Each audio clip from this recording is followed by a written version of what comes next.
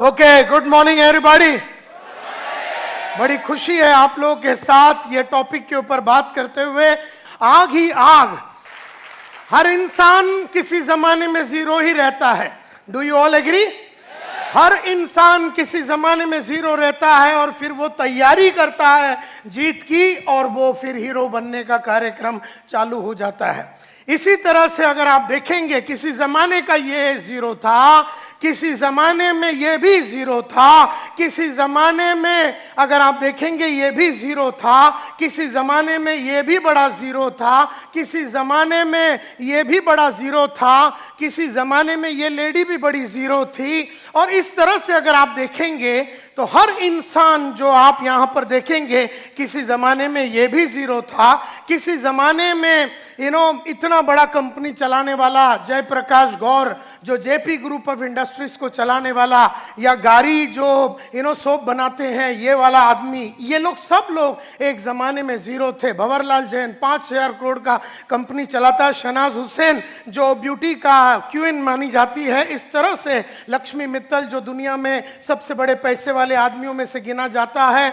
और अगर आप देखेंगे ब्रिजमोहन मुंजल जो हीरो होंडा का मालिक है, ये भी कुछ नहीं था, एक जमाने में साइकिल का पार्ट्स बेचते थे ये लोग। और अगर आप देखेंगे जो पेप्सी को चलाती है इंदिरा नुई जो चेन्नई की रहने वाली और अमेरिका में बैठती है, किसी ज़माने में ये भी चेन्नई की गलियों में ज़ीरो थी। धीरूभाई अंबानी भी ज़ीरो था। शिखा शर्मा जो आज एक्सिस बैंक चलाती है as the managing director of Axis bank, ये भी एक ज़माने में ज़ीरो थी। नंदन नीलकनी जिन्होंने इन्फोसिस को शुरू किया, ये भी एक ज़माने में ज़ीरो थे। और आज के तारीख में इंडिया का सबसे नंबर 1 पैसे वाला आदमी, आज के तारीख में इंडिया में मुकेश अंबानी से भी ज्यादा पैसे वाला आदमी का नाम है दिलीप सांघवी।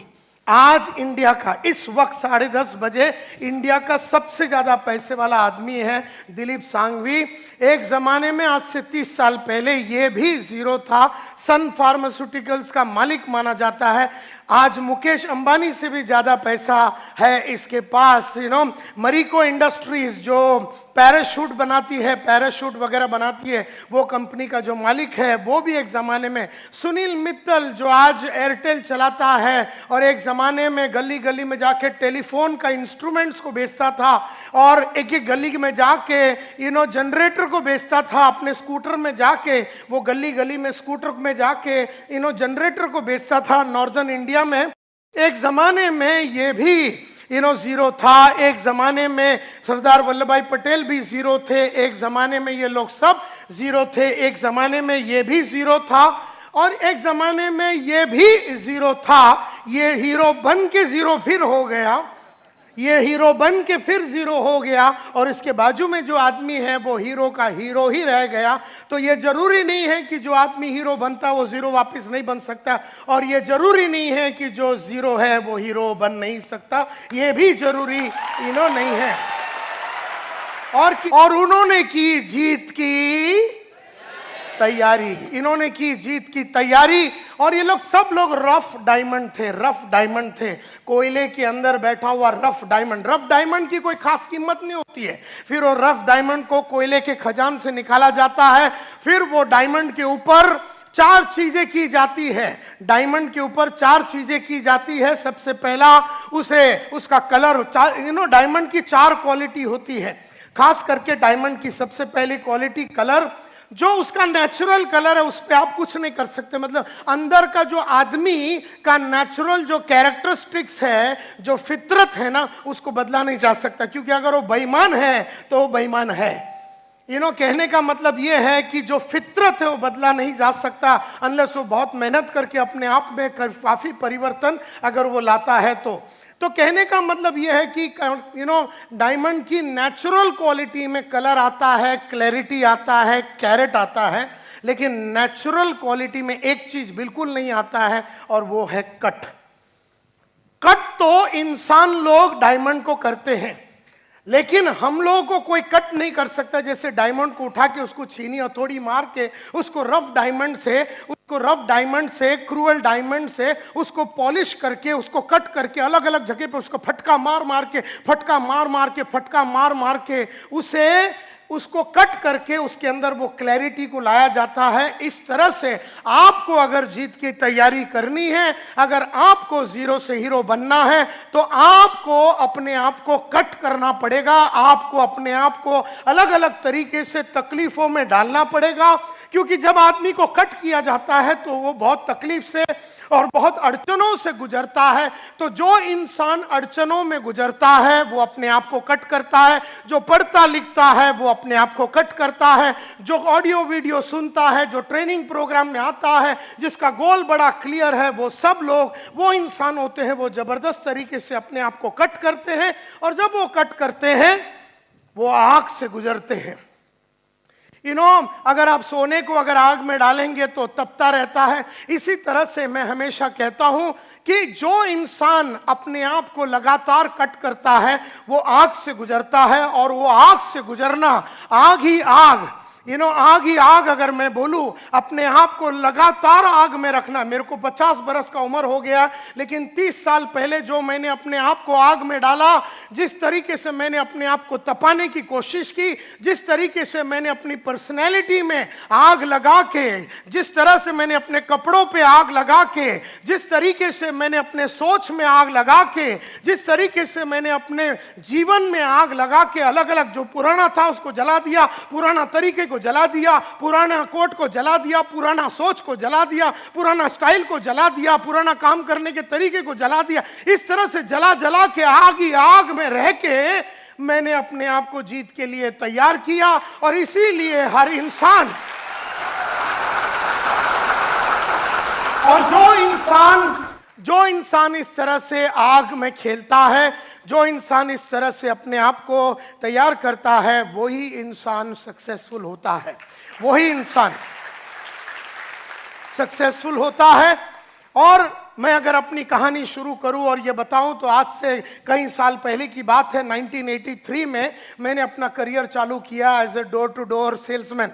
लेकिन उसके पहले मैं रोज सुबह उठता था, सुबह जाके मैं न्यूज़पेपर डालता था।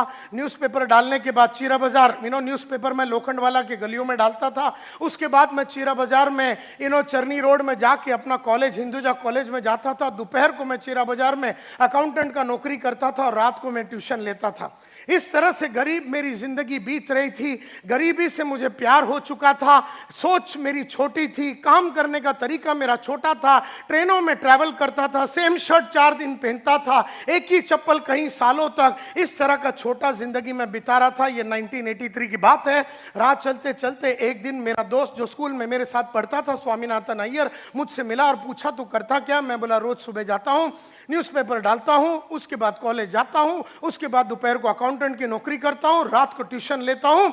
तब अय्यर ने मेरे चेहरे पे देख के बोला, संतोष नायर, एक जमाने में तू बोलता था तू बहुत बड़ा आदमी बनेगा, तू हीरो बनेगा, तू बहुत बड़ा आदमी बनेगा, लेकिन तेरी हरकतें जो तू कर रहा है, जैसे न्यूज़पेपर का धंधा कर रहा है, अपना गली का कुलकर्णी पिछले 35 साल से न्यूज़पेपर का धंधा कर रहा है। 35 साल में साइकिल में था और मैक्सिमम स्कूटर में आया।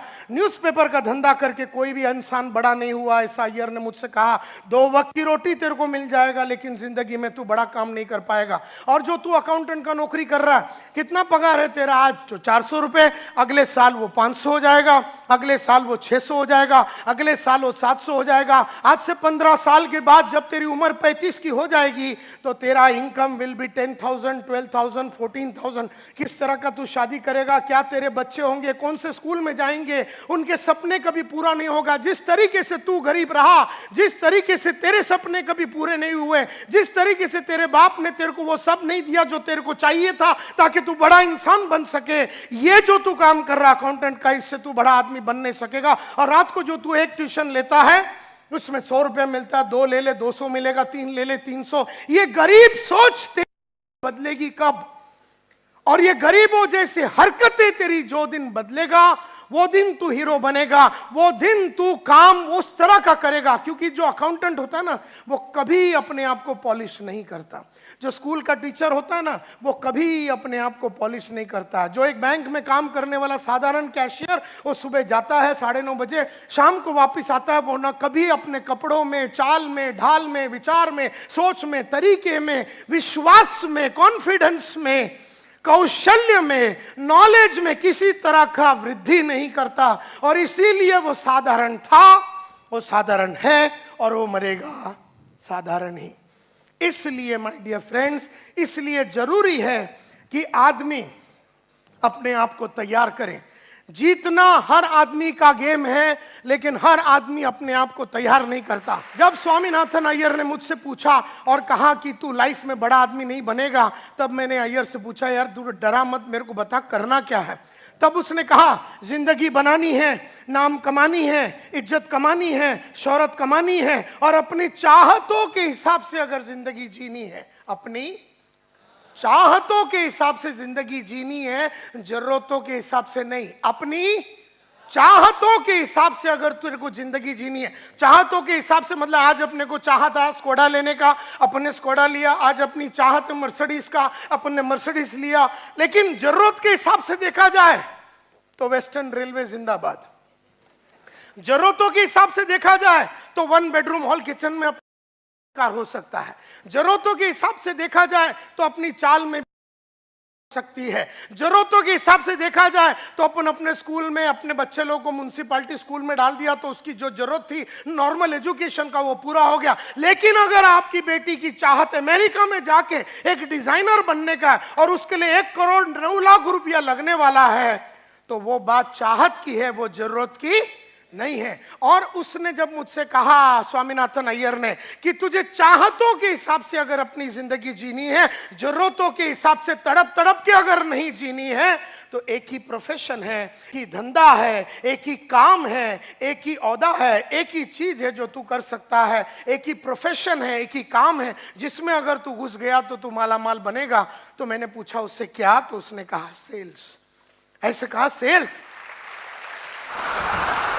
मैंने कहा कि मैंने तो सेल्स कभी किया नहीं है।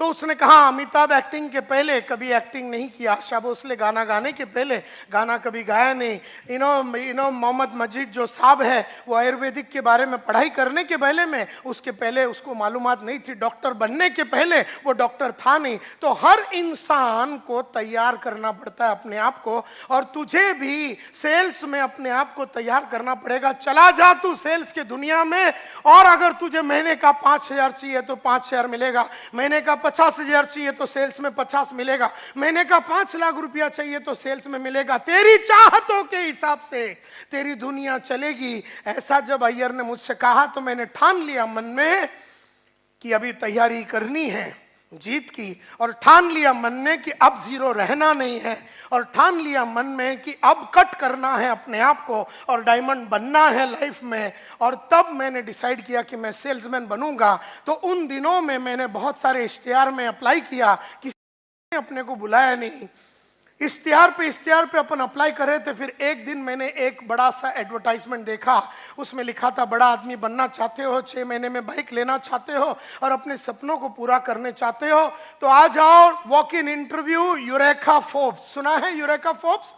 उस कंपनी का एडवर्टाइजिंग था। और हमारे पास वर्ली में, हम अंधेरी में रहते थे, वर्ली में जाने के लिए पैसा नहीं है। अपना दोस्त केवल राज सालियन के पास गया, 5 रुपया उससे उधार लिया और मैं चला गया वर्ली में। लंबा स्टोरी शॉर्ट करना चाहता हूं, पहला इंटरव्यू मेरा राजेश मल्होत्रा बोल के आदमी ने लिया। मल्होत्रा साहब 3 चीज करते थे, अगर आदमी अच्छा लगा तो सिलेक्ट, आदमी ठीक ठाक लगा तो रिजर्व कैंडिडेट, रिजर्व याला नंतर घेऊया, और अगर आदमी अच्छा लगा तो सिलेक्ट।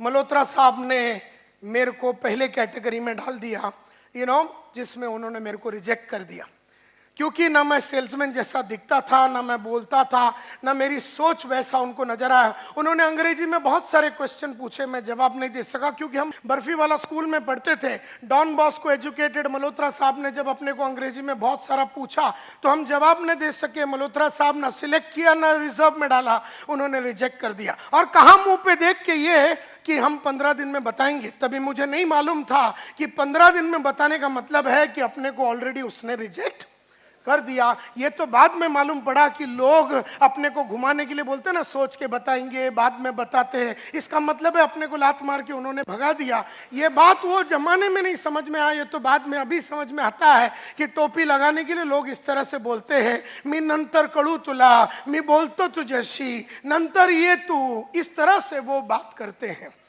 तो रिजेक्ट कर दिया। अब मैं तो ये इंतजार में था कि 15 दिन में वो बताएंगे, लेकिन महीना भर में कुछ भी न्यूज नहीं आया। कहानी ऐसी जाती है कि मल्होत्रा साहब ने तो रिजेक्ट कर दिया, लेकिन बंबई आधा वो संभालते थे, आधा बंबई गुप्ता साहब बोल के दूसरा मैनेजर संभालते थे।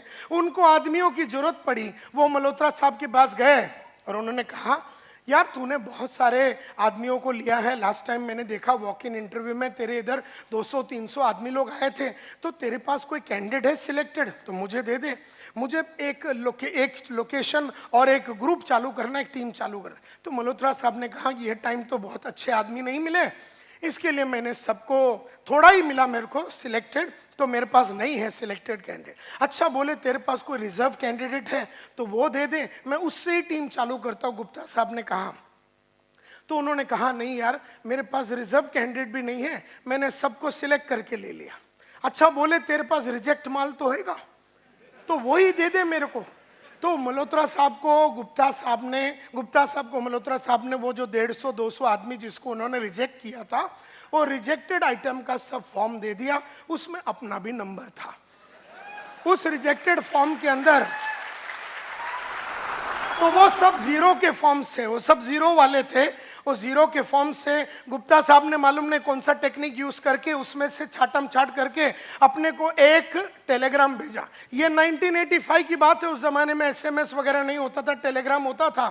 और जब एक दिन दोपहर को, गांधी जयंती के दिन दोपहर को 2 बजे टेलीग्राम आया, मेरे हाथ में आया, नसीब मेरा था कि मेरे हाथ में आया, और मैंने वो खोल के देखा, report for final interview, report for final interview, ऐसा करके उसमें लिखा था 3 तारीख अक्टूबर को आ जाओ, सुबह 9:30 बजे फाइनल इंटरव्यू है। मैंने किसी को बताया नहीं, भाग भाग के गया अगले दिन वहां पर और उनके पास जाके इंटरव्यू दिया। उन्होंने कहा, क्या करना चाहोगे? ऐसे सर आप बताइए, आप जैसा बोलेंगे वैसा करेंगे। आप बोलेंगे चर्च गेट में रोज सुबह चड्डी सर पे पहन के खड़े रहने से पैसा मिलता है, तो मैं एक रात पहले से ही खड़ा हो जाऊंगा। आप मेरे को बताओ करने का क्या है।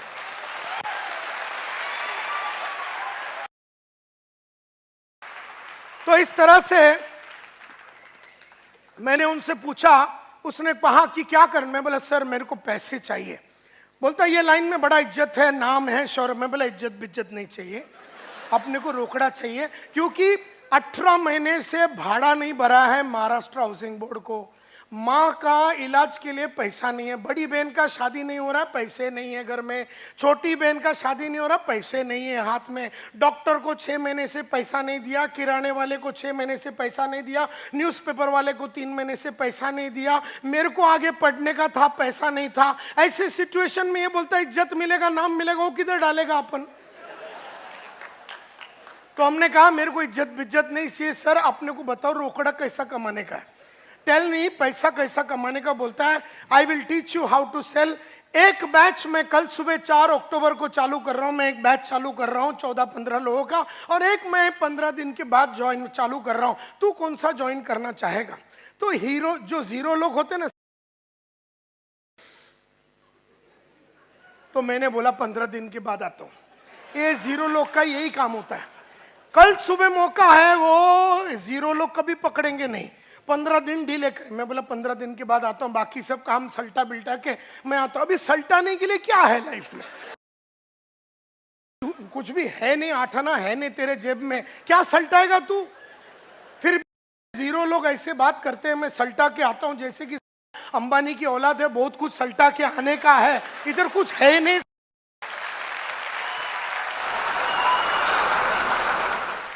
तो गुप्ता साहब ने कहा कि अगर तू कल सुबह ज्वाइन करता है तो तेरे को लाइफ में 15 दिन का एडवांटेज रहेगा, जिंदगी में तू हमेशा 15 दिन आगे रहेगा। 15 दिन में तेरे को मार्केट के बारे में खबर मिल जाएगा, 15 दिन में प्रोडक्ट के बारे में समझ आ जाएगा, 15 दिन में सेल्स के बारे में समझ आएगा, 15 दिन में तेरा नॉलेज बहुत बढ़ जाएगा। ये बात जीरो को समझ में आया। इसका मतलब है कि अंदर हीरो बनने की चाहत थी अपने में, तभी वो समझ में आया। क्योंकि कई लोग जो जीरो है ना, उनको कुछ भी अच्छा बोले दिमाग में बात जाता ही नहीं। मतलब क्या है, पैदाइशी जीरो है, स्ट्रक्चरल डिफेक्ट है और वो जीरो ही रहेगा। देयरफॉर जीरो वही आदमी रहता है जो वातावरण से आया हुआ इंफॉर्मेशन, वातावरण से गुप्ता साहब ने जब इंफॉर्मेशन दे रहा है कि भैया हीरो बनने के लिए ये कलाकारी मैं सिखाऊंगा, कल सुबह आता है क्या, तो पकड़ लिया मैंने वो अपॉर्चुनिटी और कहा कि यस सर कल से आता हूं। तो वहां से अपना जो हीरो बनने का कार्यक्रम शुरू हुआ। आज उस बात को 30 साल हो गए, मैंने मुड़ के पीछे कभी देखा नहीं है। यू नो, उस जमाने में यूरेका फोर्ब्स में आदमी 4 वैक्यूम क्लीनर बेचता था महीने का एवरेज। 3,500 सेल्समैन होते थे हमारे कंपनी में, और 3,500 सेल्समैन का एवरेज निकालेगा तो वैक्यूम क्लीनर जो साफ सफाई करने का जो मशीन है उसमें एवरेज 4 का बिकता था। हर आदमी 4 बेचता था, 2, 3, और अगर आपने 6, 7 बेच दिया तो आपका ब्रांच मैनेजर आपको बढ़िया होटल, उड़पी होटल है गुरुदेव बोल के सामने, उसमें वो लेके जाता था। और अगर आपने 10, 12 बेच दिया तो आपका रीजनल मैनेजर आपको उससे भी बढ़िया होटल में, एयर कंडीशन होटल में लेके जाके खाना पीना खिलाएगा। और अगर आपने 12 या 14 बेचा तो आपका कंपनी का मैनेजिंग डायरेक्टर, हमारा कंपनी का मैनेजिंग डायरेक्टर अखिल मार्फतिया, अपना स्टैंडर्ड 2000 रोवर कार, जो उस जमाने में सबसे महंगा गाड़ी होता था, उसमें आता था और ज्वेल ऑफ इंडिया बोल के एक रेस्टोरेंट है वर्ली में, वहां लेके जाता था। तुमको बियर चाहिए, चिकन चाहिए, जो भी चाहिए खिलाएगा, और बदन का कोई भी पार्ट पे चुम्मा लगाने को रेडी था। अगर तुमने 14 बेचा और मार्फतिया साहब को बोला इधर चुम्मा लगाओ, तो वो तेरे कुंडी में चुम्मा लगाएगा। क्योंकि उसको सेल्समैनों से बहुत प्यार था। उसको लगता था कि जो 14-15 बेचता वो बापू है, बापू। और वो जमाने में अपना 5 दिन का ट्रेनिंग हुआ, 4 अक्टूबर को ज्वाइन किया, 11 अक्टूबर को ग्रैंड रोड बाजार में अपन उतरा। You know, my territory was red light area. मेरे को मेरे बॉस ने बोला उधर जा। मैं बोला सर उधर कैसा माल बेचेंगे, वैक्यूम क्लीनर। बोलता उधर बहुत पोटेंशियल है। तो मेरे को लगा कि गुप्ता साहब जाते होंगे तो उनको पोटेंशियल के बारे में ज्यादा मालूम है, तो मैंने मन में ठान लिया कि मैं उधर ही बेचेगा। लेडीज एंड जेंटलमैन, मुझे खुशी है कि 20 दिन में मार्केट में था वो एरिया के अंदर 26 वैक्यूम क्लीनर बेचा मैंने पहले महीने में। तो सबको लगा कि फ्लूक में हुआ, मेरे को भी लगा फ्लूक में हुआ। कभी कभी अपन डायमंड भी फ्लूक में बन जाते, अपने को पता ही नहीं चला बना कैसे, लेकिन बन गए। यू नो, तो इसी तरह से 26 बिका ऐसे फ्लूक में। ऐसा मुझे भी लगा, दुनिया को लगा, लेकिन फ्लूक नहीं था। क्योंकि अगले महीने में मैंने 32 बेचा, उसके अगले महीने में मैंने 33 बेचा, उसके अगले महीने में मैंने 36 बेचा, उसके अगले महीने में 37 बेचा, उसके अगले महीने में 39 बेचा, उसके महीने में 41 बेचा, उसके अगले महीने में 43 बेचा। लेकिन मैंने जीवन में पिछले महीने से कम कभी नहीं बेचा, कभी नहीं बेचा।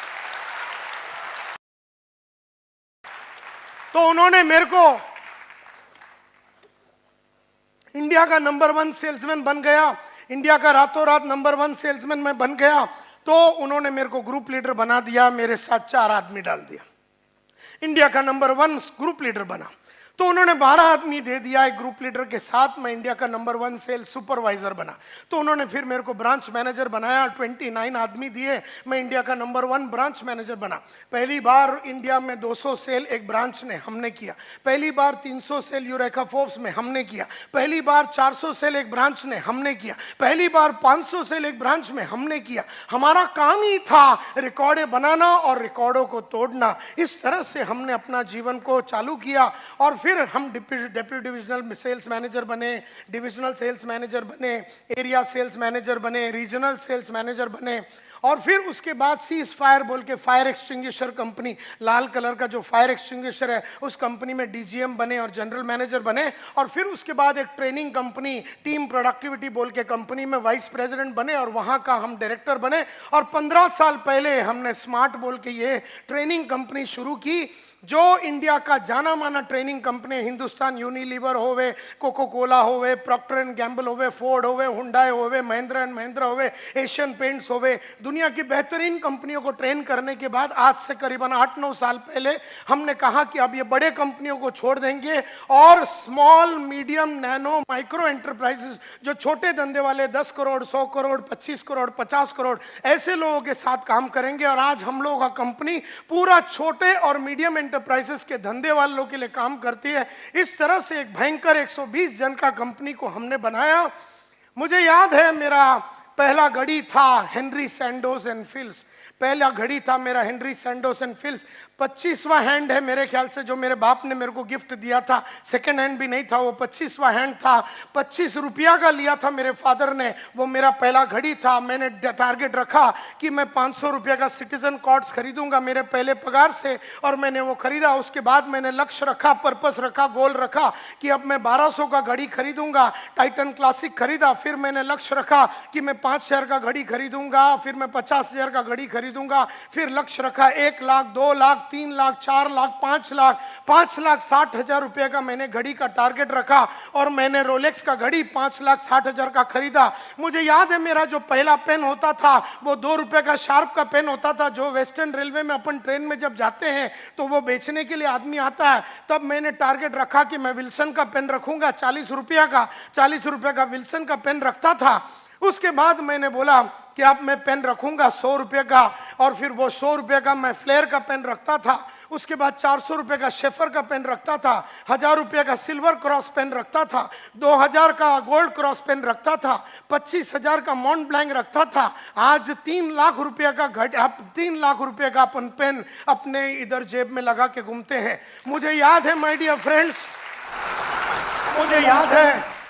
मुझे याद है माय डियर फ्रेंड्स कि मेरा पहला महीने का सैलरी था 500 रुपया। फिर मैंने कहा, लक्ष्य रखा कि अब मैं 5,000 रुपया कमाऊंगा महीने का। भागा भागा भागा, अपने आप में परिवर्तन लाया, कपड़ों में परिवर्तन लाया, बोली में परिवर्तन लाया, चाल में परिवर्तन लाया, सोच में परिवर्तन लाया, सोच में कंप्लीट परिवर्तन लाया। और फिर हमने कहा 50,000 रुपये महीने का कमाएंगे। फिर हमने कहा 2 लाख महीने का कमाएंगे। फिर हमने कहा 5 लाख रुपये महीने का कमाएंगे। जब हम 5 लाख रुपये महीने का कमाते थे, हमने लक्ष्य रखा, पर्पस रखा, गोल रखा कि अब ये महीने का कार्यक्रम नहीं चलाएंगे, अब हमको दिन का चाहिए।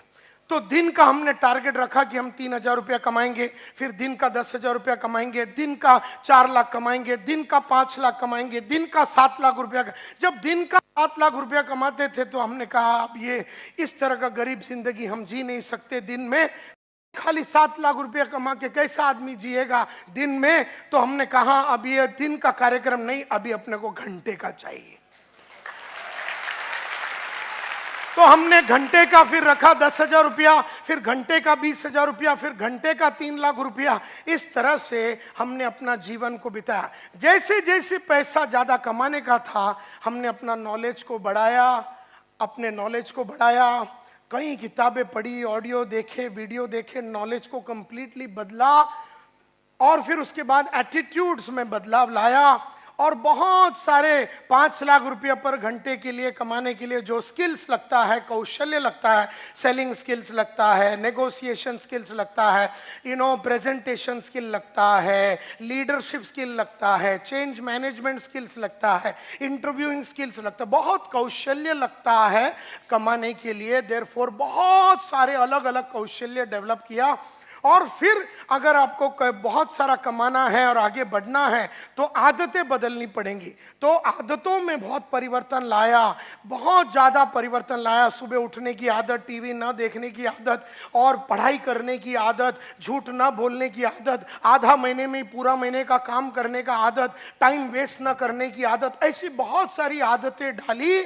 और therefore knowledge, attitude, skills, habits और स्ट्रेटजीज लगातार अपने क्लाइंट्स को बदलता रहा। एक जमाने में जो क्लाइंट मेरे को 20,000 रुपया देता था तो उसके सामने खड़े रह के डांस करता था। जब देखा कि ये 50,000 नहीं दे सकता और 50,000 के लिए दूसरे हायर लेवल के क्लाइंट चाहिए, तो स्ट्रेटेजी ऐसा निकाला कि क्लाइंट्स को बदल दिए। लगातार हर 2 साल में अपने क्लाइंट्स को बदलता रहा, क्योंकि जो आज 20,000 देता है कल वो 2 लाख नहीं दे पाएगा। एंड देयरफॉर आज जो 20,000 रुपया देता, 2 साल के बाद उसको मैं छोड़ देता हूं और उसको पकड़ता हूं जो 50,000 रुपया आज दे सकता है, और जब अपने को 1 लाख रुपया चाहिए तो उसको छोड़ देता हूं, और जब अपने को 2 लाख चाहिए तो फिर इसको छोड़ देता हूं। जैसे जैसे अपने को अगले लेवल पे जाना है तो वो पुराना नॉलेज को छोड़ देना पड़ेगा, पुराने एटीट्यूड्स को छोड़ देना पड़ेगा, पुराने आदतों को छोड़ देना पड़ेगा, पुराने कौशल्यों को छोड़ देना पड़ेगा, पुराने स्ट्रेटजीज को छोड़ देना पड़ेगा। हम में से कईयों का प्रॉब्लम यह है कि हमारी नॉलेज, एटीट्यूड, स्किल्स, हैबिट्स और स्ट्रेटजी सेम रही है और हमारी चाहत उसके आगे निकल गई। तो चाहत मेरी 5 लाख की है लेकिन हरकतें मेरी 20,000 वाली है। चाहत मेरी 5 लाख की है, कपड़े मेरे 20,000 वाले हैं। चाहत मेरी 5 लाख की है, सोच मेरा 20,000 का है। चाहत मेरी 5 लाख की है, कौशल्य मेरी 20,000 की है। चाहत मेरी 5 लाख की है, आदतें मेरी 20,000 वाली है। तो आदतें 20,000, चाहत 5 लाख, कैसा मैच होएगा? And therefore my dear friends, it is a very conscious thing. आपको एकदम कॉन्शियसली, जानबूझ के इसके ऊपर सोचना पड़ेगा। हर टाइम आपकी तैयारी जीत की अगली लेवल की होनी चाहिए। आज जो जीत है वो 1 लाख की जीत है, कल का जीत तो 5 लाख की जीत है, परसों का जीत तो 10 लाख का जीत है। और देयरफॉर तैयारी 24 आवर्स मरते दम तक आपको करते रहना है। अभी गरीबों का प्रॉब्लम क्या है मालूम है? ये तैयारी ही नहीं करते। इनको जो घर है ना, वो घर से बहुत सुख है। ये जो चाल में रहते हैं, उस चाल का सुगंध इनको बहुत अच्छा लगता है। ये जो रेलवे स्टेशन के बाजू में रहते हैं, उनको उधर का सुगंध और आवाज, रेलवे का आवाज नहीं आवे, नींद नहीं आवे। तो इस तरह से गरीबों की प्रॉब्लम क्या है कि गरीब जैसा था। कल मेरे ऑफिस में मैं निकल रहा था, एक लड़का है मेरे कंपनी में, नाम नहीं लूंगा, उसका अंग्रेजी बराबर नहीं है। तो मैंने उसको कहा कि हर रात मैं अपने आप को इंप्रूव करने के लिए, अंग्रेजी को इंप्रूव करने के लिए ये किताब लिखता हूं। मैं उसको किताब बताया, वो किताब कैसे लिखता हूं मैं, रोज कैसे शब्दकोश को बढ़ाता हूं, सब कुछ बताया। और मैंने उसको बोला ये किताब लेके तू आज जाना। 1 घंटे के बाद मैं ऑफिस में वापस आया तो बोल रहा मैं घर जा रहा हूं। मैंने, तूने वो किताब लिया? बोले नहीं सर, ईस्ट में है ना। अब हम वेस्ट में बात कर रहे थे, बोले ईस्ट में है, अंधेरी ईस्ट के ऑफिस में। तो मैं ना नोटबुक में लिखता हूं। मैं बोला यही प्रॉब्लम है, तुम छोटी सोच वाली औलाद। ऐसी मैंने उसको बोला, तेरे को मैं बोलता हूं कि ये बुक लिख, तेरे को बुक बताता हूं, तेरे को बताता हूं कि मैंने अपने अंग्रेजी को कैसे सुधारा, तेरे को मैं रास्ता बताता हूं, तेरे को मैं बुक खोल के पूरा डिटेल में तेरे को बताता हूं कि कैसा रोज रात को मैं लिखता हूं, एक एक करके मैं कैसे लिखता हूं कि आज मैंने क्या अचीवमेंट किया अंग्रेजी के लिए, इससे मेरे को क्या फायदा हुआ, कल मैं अंग्रेजी को कैसे सुधारूंगा और उसके लिए क्या कदम लूंगा। मैं तेरे सामने ऐसा 10 बुक दिखाया, ये बुक तेरे को बोलता अपना ईस्ट वाले ऑफिस में जाके ले, और मेरे को बोलता ईस्ट में।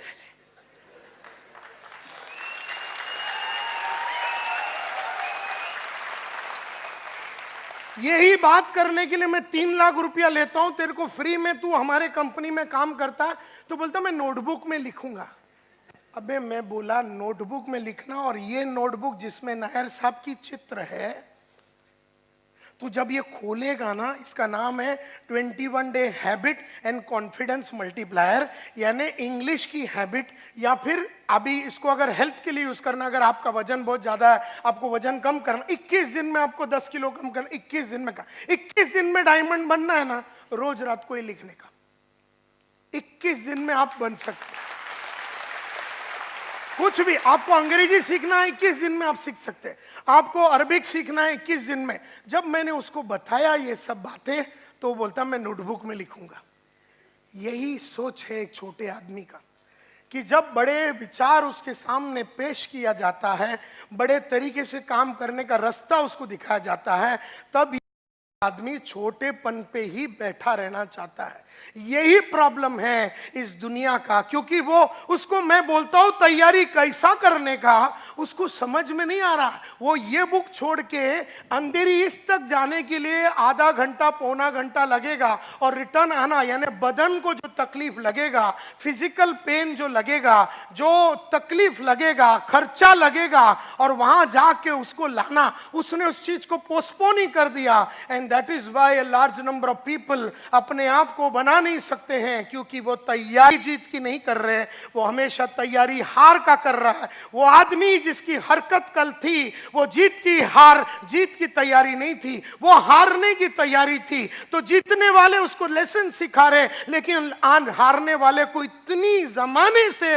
हारने की आदत, क्योंकि उसका उम्र चाहे 35 का है और 15 साल से जानता है कि मेरी अंग्रेजी खराब है और 6 महीने में अंग्रेजी सुधार सकता है अगर वो मन में ठान लेगा। लेकिन गरीबों की प्रॉब्लम यही है कि वो तैयारी और जीत के लिए आगे बढ़ने की तैयारी करने से कतराता है। ये प्रॉब्लम है उसका। देयरफॉर मैं यहां खड़े रह के मुजरा करूं या कुचिपुड़ी करूं या भरतनाट्यम करूं, गरीबों को ठेंगा कोई फर्क पड़ने वाला नहीं है। अगर कल रात को आप चाल में गाली दे रहे थे अपने आप को कि कैसे मैं 2 बेडरूम हॉल किचन में जाऊं, आप अस्वस्थ थे, आपकी छोटी जिंदगी से आप परेशान थे, आपका लड़का या लड़की छोटे स्कूल में जा रहे और कॉन्वेंट में नहीं जा रहे, इससे आपको गुस्सा आता है, तो ही आप कदम लेंगे। लेकिन आप ये सोचते मैं तो बड़ा नहीं, मेरा लड़का म्युनिसिपैलिटी में जाता है, बहुत बढ़िया है। तो प्रॉब्लम यह है माय डियर फ्रेंड्स कि तैयारी जो जीत की होती है, वो हर आदमी जब जीतने के लिए तैयार होता है वो जीरो रहता है और उसे हीरो बनना पड़ता है। इस तरह से मुझे याद है कि मेरा पहला जो गाड़ी था, पहला जो बाइक था, वो मैं वेस्टर्न रेलवे में जाता था। उसके बाद मैंने पहला सेकेंड हैंड कावासाकी बजाज खरीदा। फिर मैंने कहा कि इसके ऊपर ज़्यादा देर मैं वक्त नहीं बिताऊंगा, तो मैंने राजदूत 175 टेलीस्कोपिक सस्पेंशन वाला बाइक लिया। उसको मैंने थोड़े दिन चलाया, मैं बोला इसको ज़्यादा दिन नहीं चलाऊंगा। सेकेंड हैंड प्रीमियर पद्मिनी का लक्ष्य रखा। जो दिन मैंने वो खरीदा वही दिन हमने लक्ष्य रखा कि हम मारुति 800 लेंगे। जो दिन हमने मारुति 800 लिया, उसी दिन उसी क्षण जब उसको महालक्ष्मी टेम्पल में लेके जाके पूजा करके वापस आ रहे थे, हमने अगला गाड़ी मारुति एस्ट्रीम 6,35,000 रुपए का टारगेट रखा। जो दिन हम सिद्धि विनायक से उसको पूजा करके ला रहे थे, वही दिन 15 लाख हुंडई सोनाटा का टारगेट रखा। जो दिन उसकी पूजा करके वापस ला रहे थे, उसी दिन हमने टारगेट रखा कि Mercedes C class E class लेंगे 54 लाख रुपए का। जो दिन 54 लाख का मर्सिडीज लिया, उसी दिन हमने लक्ष्य रखा कि एस क्लास मर्सिडीज लेंगे। जो दिन हमने एस क्लास मर्सिडीज लिया 6 करोड़ का रोल्स रॉयस लेने का, वही दिन टारगेट हमने सेट कर दिया। तो पैसा हो, घड़ी हो, गाड़ी हो, लाइफ हो, 2 बेडरूम हो, 3 बेडरूम हो, 4 बेडरूम हो, कंपनी हो, ये सब चीजें जैसा अपने को चाहिए था वैसा अपने को मिला, क्योंकि अपन ने जीत की तैयारी की। हम जीरो थे लेकिन हम हीरो बनना चाहते थे। हम रॉ डायमंड थे, हम कट करने को रेडी थे, हम औरों को कट करने को देने के लिए रेडी थे। हमने अपने बॉस के सामने अपने आप को निछावर किया और बोले सर आप बताओ ये बदन से क्या होना चाहिए, ये मन से क्या होना चाहिए, ये बॉडी से क्या होना चाहिए। उन्होंने कहा कि ये चीजें अगर आप करेंगे तो आप सक्सेसफुल होंगे। ऐसे अनकंडीशनली अपने आप को सरेंडर किया, ऐसे अनकंडीशनली अपने आप को सरेंडर किया अपने बॉस लोग के सामने, अपने अपलाइन के सामने, अपने कलीग्स के सामने। जो बोला गया है, जैसा बोला गया है, हजारों किताबें पढ़ी, किताबों में जो लिखा है, हजारों सीढ़ियां सुनी, जो सीढ़ी में लिखा हुआ है, बोला हुआ है, वैसे का वैसा पॉइंट टू पॉइंट डिक्टो वो मैंने किया। अपना दिमाग कभी मैंने नहीं लगाया। तो आज अगर मैं आप लोगों को कुछ बोलता हूं कि क्या करना है, आप अपना दिमाग मत लगाओ, आप बस वो करो जो मैं आपको बोल रहा हूं। लेकिन मुद्दा यह है माय डियर फ्रेंड्स, और ये इस तरह से जब आप आदमी करेगा तो ये कहा जाता है कि वो आग में आज भी तप रहा है। हर दिन मैं 1 घंटा रीडिंग करता हूं। हर दिन मैं रोज रात को ऐसे 3 किताबें लिखता हूं जो मेरे 1 से सवा घंटा ले लेता है। इस तरह से मैं जो चीजें करता हूं, 1 से सवा घंटा रोज मैं जीत की तैयारी करते हूं। और जबकि मेरा कमाई दिन का 5-1 लाख रुपया है, तब मैं सवा घंटा रोज रात को ऐसी किताबें लिखता हूं। तो समझ लो कि तुम्हें कितना तैयारी करना पड़ेगा, कितना एफर्ट डालना पड़ेगा। आज हम ये स्टेज पे आ गए हैं, फिर भी हमने पढ़ाई लिखाई को बंद करने से इनकार किया। हम कभी ये मानते ही नहीं है कि माझ्याकडे काही आहे आणि मला काही कळतं। अपने कुछ नहीं आता है, अपन एकदम सिंपल आदमी है, अपने को जमाने के बारे में कुछ नहीं मालूम है। रोज रात को पढ़ता हूँ, रोज रात को अपने आप को अपग्रेड करता हूँ, और इसीलिए 30 साल से रेगुलरली सक्सेस मिला।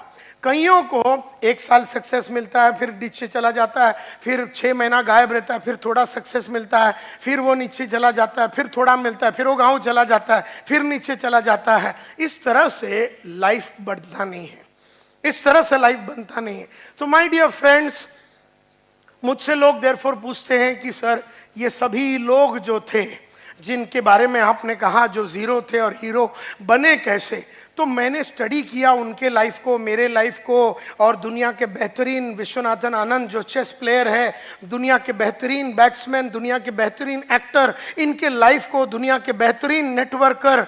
मैं नेटवर्किंग इंडस्ट्री में 1989 में घुसा था। I was India first representative. 1988 में इंडिया का सबसे पहला रिप्रेजेंटेटिव था डायरेक्ट सेल्स के लिए। मेरे को भेजा गया बर्लिन में, जर्मनी में, वर्ल्ड डायरेक्ट सेल्स कांग्रेस में, जहां पर दुनिया की बेहतरीन वर्ल्ड कॉरपोरेशन का कॉन्फ्रेंस हुआ था। और आज से करीबन 30 साल पहले मैं पहली बार नेटवर्किंग से वाकिफ हुआ। तो मेरा पहचान और मेरी अंडरस्टैंडिंग और मेरी क्लैरिटी 30 साल पुरानी है। और मैंने इन 30 सालों में देखा कि लगातार कुछ लोग आगे बढ़ते हैं और कुछ लोग ऊपर नीचे, और कुछ लोग बढ़ ही नहीं रहे हैं, वो उठ ही नहीं पा रहे हैं। तो ऐसा क्यों हुआ? तो मैं एक वॉयज ऑफ डिस्कवरी में गया। मैंने कईयों की बायोग्राफी पढ़ी, ऑटोबायोग्राफी पढ़ी, मैंने बहुत सारे लोगों का मीटिंग किया, और मैंने बहुत सारे चीजें सोचा, और दुनिया की बेहतरीन MLM और नेटवर्क मार्केटिंग के लोगों से वर्ल्ड वाइड मिला। एमवे का मालिक, एवरी श्लेन का मालिक, एवॉन का मालिक, सब मेरे बाजू में बैठे रहते थे आज से करीबन 25-30 साल पहले। और उन सब लोगों को, वर्ल्ड की सबसे बढ़िया कंपनी की, MLM कंपनी की लोगों से मेरा उठना बैठना हुआ था 30 साल पहले। उन सब से सीखा, और मैंने पूछा अपने आप से, दुनिया के लिए पूछा कि सक्सेस का फॉर्मूला क्या है।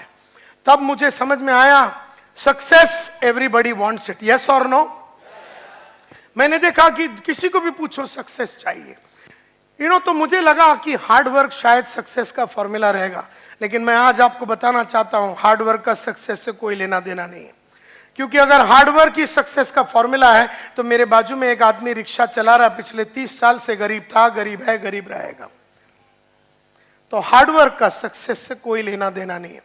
हाँ, शायद हार्डवर्क एक चीज हो सकता है सक्सेस के लिए, एक एलिमेंट हो सकता है सक्सेस के लिए, लेकिन सिर्फ हार्डवर्क से आदमी लाइफ नहीं बना सकता। क्योंकि अगर सिर्फ हार्डवर्क करना है तो मजदूर लोग भी रोज हार्डवर्क करते हैं, लेकिन उनका लाइफ सक्सेसफुल नहीं होता। देयरफॉर हार्डवर्क शायद सक्सेस का एक फॉर्मूला है, लेकिन सिर्फ हार्डवर्क से सक्सेस नहीं मिलता। फिर हमने देखा कि सीक्रेट ऑफ सक्सेस अगर जानना है तो क्या देखना है? हमें क्या यह देखना है कि आदमी ने क्या किया? तो आदमी ने, सचिन तेंदुलकर ने क्या किया? 50 सेंचुरी मारा टेस्ट में, 50 सेंचुरी मारा वनडे में। आदमी ने क्या किया सब देख रहे। आदमी ने क्या किया? मोहम्मद माजिद साहब 40,000 करोड़ के मालिक है, आज इतना फैक्ट्री है, ये है, सेमी डायरेक्ट इतना वर्ल्ड वाइड कॉरपोरेशन है। आदमी ने क्या किया ये सब जानते हैं, लेकिन मुद्दा ये नहीं कि आदमी ने क्या किया, आदमी को वो किसने और क्या चीज ने करवाया ये जानना जरूरी है। कौन है जो सचिन तेंदुलकर से 50 सेंचुरी करवाया? क्या है जिसकी वजह से सचिन तेंदुलकर 50 सेंचुरी वनडे में मारा, 50 सेंचुरी मतलब टेस्ट मैच में मारा? वो क्या है जो नायर साहब को 7 लाख रुपया दिन का कमाने में मजबूर करती है? कौन कर रहा है उसे?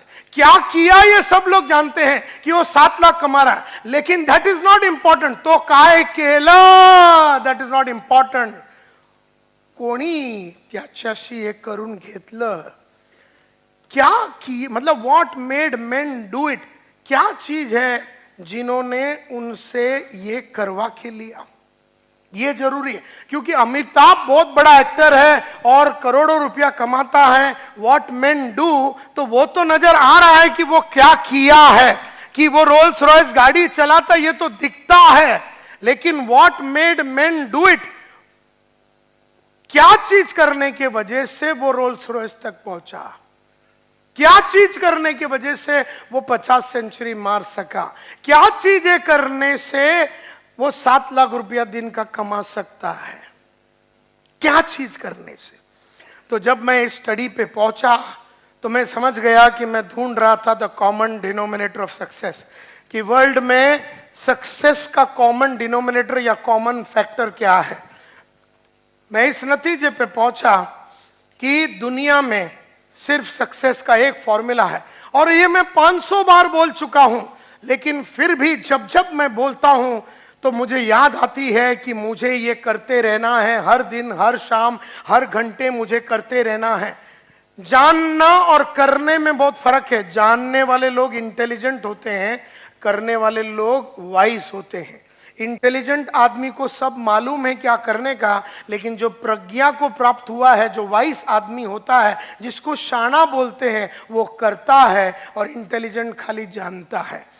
तो जानता सब आदमी है कि सुबह जल्दी उठना चाहिए, लेकिन करते सिर्फ वाइस आदमी लोग हैं. जानते सब आदमी है कि पढ़ना चाहिए है, लेकिन करते सिर्फ वो है जो प्रज्ञा को प्राप्त हुए, जो विजडम को प्राप्त हुए, जो जिंदगी में क्लैरिटी के साथ सोच सकते हैं. तो मैं ढूंढते ढूंढते एकमात्र फॉर्मूला पे आया कि सक्सेस का सिर्फ एक फॉर्मूला है. जैसे थोड़े देर पहले जब इधर खड़े रह के कमांडो साहब ने कहा कि रिकॉर्डिंग नहीं करना है, फिर भी मेरी नजरें उधर जा चुकी है जहां पर 3 आदमी ये रूम में रिकॉर्डिंग कर रहा है. अब उसको जानने में प्रॉब्लम नहीं है, वो जानता है लेकिन वो करता नहीं है. तो इसमें फर्क है. वो सस्ते में रिकॉर्डिंग करके लेने के चक्कर में है. वो सीडी नहीं खरीदेगा 1200 रुपए में. जो रास्ता सही है उस पे वो नहीं जाएगा, बेईमानी करेगा. तो ये जो रिकॉर्डिंग चालू है, जो भी कर रहा है वो बेईमान.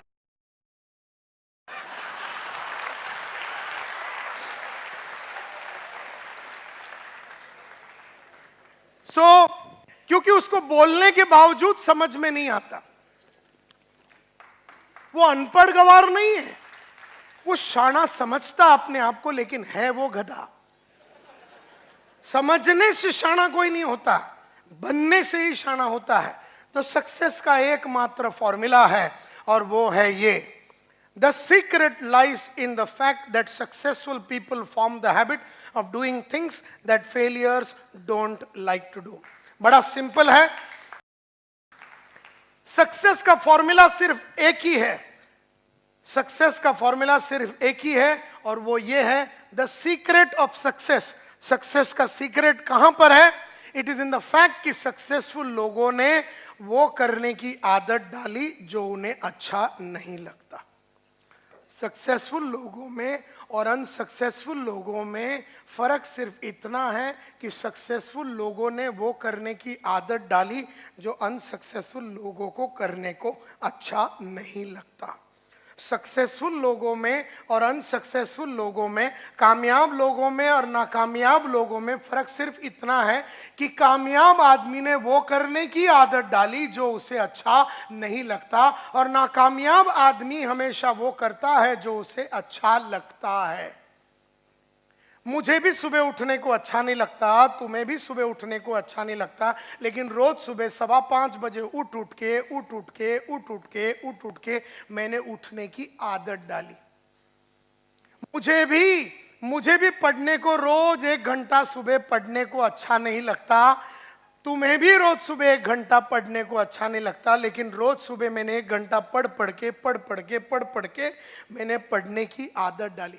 मुझे रोज सुबह जू बीच में जाके 1 घंटा चलने को अच्छा नहीं लगता, लेकिन रोज सुबह मैं और मेरी बीवी जू बीच में जाके चल के चलने की और एक्सरसाइज करने की आदत। मुझे भी रोज सुबह आधा घंटा मेडिटेशन करने को अच्छा नहीं लगता, तुम्हें भी वो चीजें करने को अच्छा नहीं लगता, लेकिन मैंने रोज सुबह आधा घंटा मेडिटेशन कर करके मैंने करने की आदत डाली। मुझे भी टीवी देखने को अच्छा लगता है, तुम्हें भी टीवी देखने को अच्छा लगता है, लेकिन मैंने नहीं देख के ना देखने की आदत डाली, और तुम देख के देखने की आदत डाली।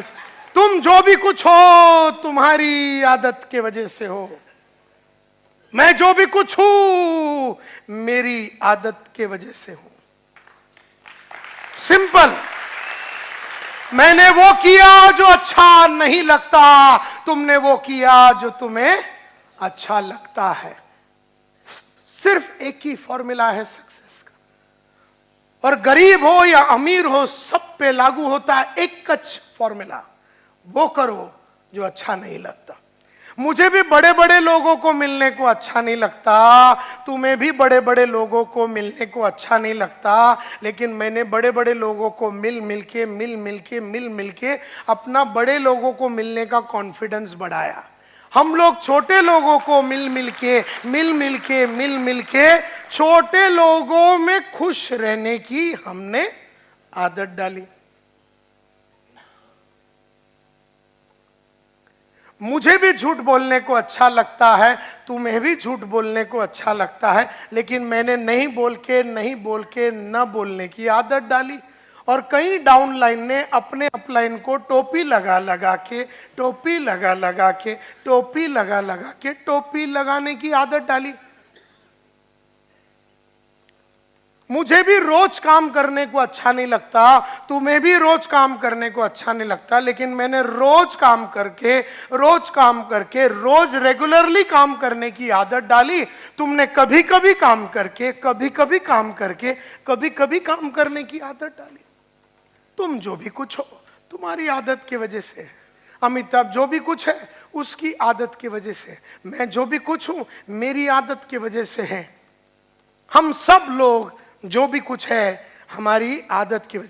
और मैं ये बोलता हूं क्वालिफिकेशन से कोई फर्क नहीं पड़ता है, एजुकेशन से कोई फर्क नहीं पड़ता है। तुम कहां से आए, तुम महाराष्ट्रन हो, हिंदू हो, मुसलमान हो, तुम सिख हो, ईसाई हो, तुम्हारा बाप गरीब था, तुम चाल में रहते थे, तुमने पढ़ाई किया नहीं किया, तुम्हारा सपोर्ट है सपोर्ट नहीं है, तुम्हारा अच्छा कांटेक्ट है नहीं है, तुम चाल में रहते थे बिल्डिंग में रहते थे, इससे कोई फर्क नहीं पड़ता। तुम्हें सिर्फ वो करना है जो तुम्हें अच्छा नहीं लगता। कई लोग इधर आके बैठ के, कई लेक्चर में आके बैठ के सो जाते हैं, बैठ के सो जाते हैं, क्योंकि उनको लेक्चर में आके बैठ के सोने की आदत लग गई। और कोई लोग है किताब लेके आते, बोले इंपॉर्टेंट पॉइंट लिखते हैं, चलो इंपॉर्टेंट पॉइंट लिखते हैं। और कई लोग ऐसे खाली हाथ। मैं जिधर भी जाता हूं नोट्स बनाता हूं, तुम जिधर भी जाते हो नोट्स नहीं बनाते हो। फर्क सिर्फ इतना ही है, मैं वो बुक लेके आता हूं और पॉइंट लिखता हूं।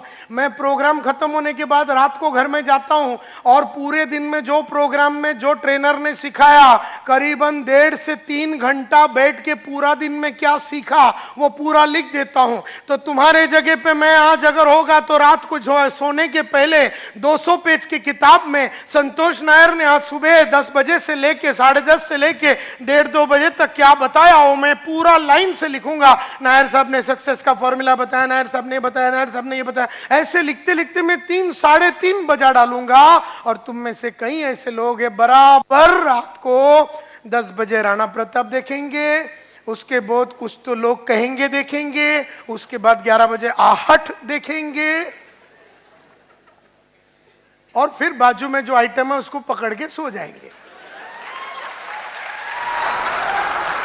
तब तुम सो रहे हो, मैं लिख रहा हूं, जब तुम सो रहे हो और कार्यक्रम कर रहे हो, मैं लिख रहा हूं।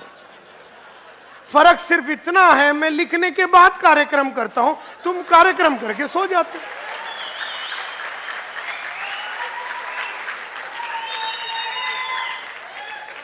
तो जब तुम दूसरे दिन सुबह उठे, तुम सेम आइटम है। मैं जब उठा तो मैं बदल गया था। तो मैं कल और आज में सेम आदमी नहीं हूं, तुम कल और आज में सेम आदमी हो। ये तुम्हारी आदत है। इसके लिए जीत की तैयारी मैंने कल रात को की, तुमने दूसरा कुछ तैयारी किया। मैं जीतने की तैयारी की, तुम मजा किया। मजा करने से जीतता नहीं है आदमी। मजा भी करना चाहिए, मैं ना नहीं बोलता हूं। घूमना चाहिए, फिरना चाहिए, टीवी देखना चाहिए, लेकिन अपना वो काम जो तुम्हें अच्छा नहीं लगता, वो करने के बाद तुम्हें वो करना है, एंड नॉट बिफोर दैट।